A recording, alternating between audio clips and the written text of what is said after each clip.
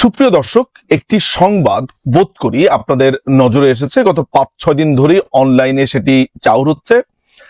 সেটি মূলত করা হচ্ছে বঙ্গবন্ধুর দুই কন্যা মাননীয় প্রধানমন্ত্রী শেখ হাসিনা এবং বঙ্গবন্ধুর কনিষ্ঠ কন্যা শেখ রেহানা এবং মাননীয় প্রধানমন্ত্রী শেখ হাসিনার জ্যেষ্ঠ পুত্র সজীব ওয়াজেদ জয়কে নিয়ে। সেখানে বলা হচ্ছে যে তারা নাকি $৩০০ মিলিয়ন আমেরিকা এবং লন্ডনের বিভিন্ন ব্যাংক অ্যাকাউন্টে পাচার করেছে, সেটির তথ্য নাকি রয়েছে এবং এটি মোটামুটি অনলাইনে চাউর হয়ে গেছে। শুরুর দিকে আমি এই পুরো ব্যাপারটাকে পাত্তা দিতে চাইনি। আমি জানি যে এটি এমন একটি সময় যে এই সময় নানান ধরনের প্রপাগান্ডা চলতে থাকবে, এগুলো শুধু দেখে ইগনোর করার সময়। যখন দেখতে পেলাম বাংলাদেশের অনেক প্রথম সারির নিউজ পেপারগুলো এগুলো কাভার করছে, যেমন বিখ্যাত propaganda specialist daily star, news age, Ittefaq, এই ধরনের পত্রিকাগুলো কাভার করছে, আমার কাছে তখন মনে হচ্ছিল যে একটু নিউজটা দেখি। আমার সামনে ধরা ইত্তেফাকের নিউজটা আমি একটু পড়বো, তারপরে বাকি কথা বলবো। সেটা হচ্ছে, শিরোনামটা এমন ছিল যে হাসিনা জয়ের বিরুদ্ধে $৩০০ মিলিয়ন পাচারের প্রমাণ পেয়েছে এফবিআই। ২৭শে ডিসেম্বর সন্ধ্যা ৬টা ১৩ এটি আপলোড করা হয়েছে।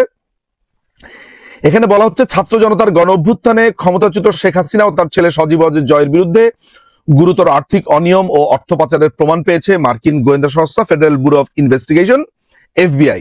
লন্ডনের প্রতিনিধির মাধ্যমে বিষয়টি নিশ্চিত করেছে এফবিআই। এটার পাঞ্চিং লাইনটা হচ্ছে এমন: যুক্তরাষ্ট্রের ডিপার্টমেন্ট অফ জাস্টিসের senior trial attorney Linda Samuels special agent love পিভটের সঙ্গে যোগাযোগ করে দেখতে পান।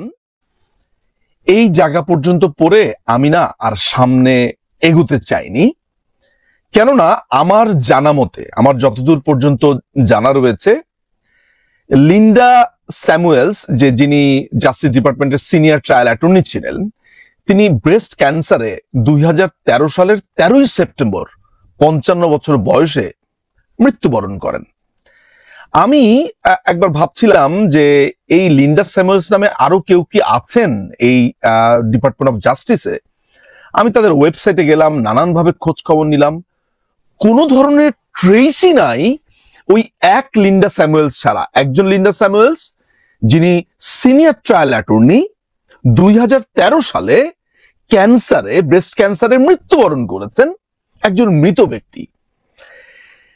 তার মানে যেটা বোঝা গেল, তখন আমি বোঝার চেষ্টা করলাম এটা সোর্সটা কি। তখন দেখলাম যে ডিফেন্স কর্প বা ডিফেন্স গ্লোবাল কর্প, যে যারা এর আগেও প্রপাগান্ডা ছড়িয়েছে, ২০১৯ সালে তাদের এই ডোমেনটা কেনা হয়েছে, তারা মূল এই নিউজ দাতা। সেটা থেকে আমাদের এই ফকিন্নি নিউজ পেপারগুলো, বাংলাদেশের ফকিন্নি যেই কতিপয় সাংবাদিকরা আছে, এরা সেটা নিয়েছে এবং তারা মনে করেছে যেহেতু একটা বিদেশি নাম, যেহেতু লিন্ডা স্যামুয়েলস একটা আমেরিকান নাম, সেহেতু মনে হয় কথাটা সত্যি।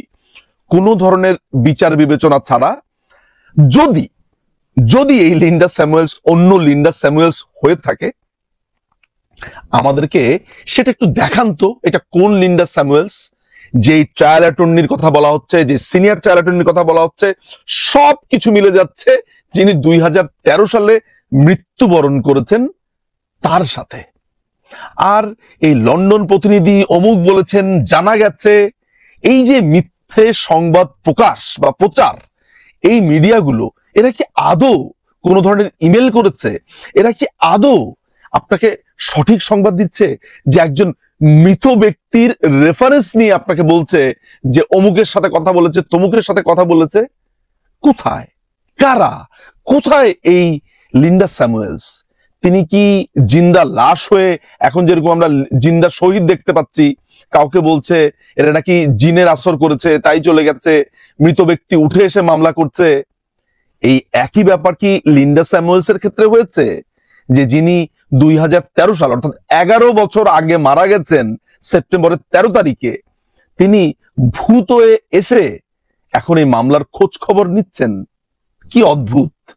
ইউনুসের সাংবাদিক, ইউনুস, এরা সবাই একই মানের, ক্ষমতা দখল করেছে, যা ইচ্ছে তা পাবলিককে গেলাচ্ছে। কি ভয়ঙ্কর অবস্থা!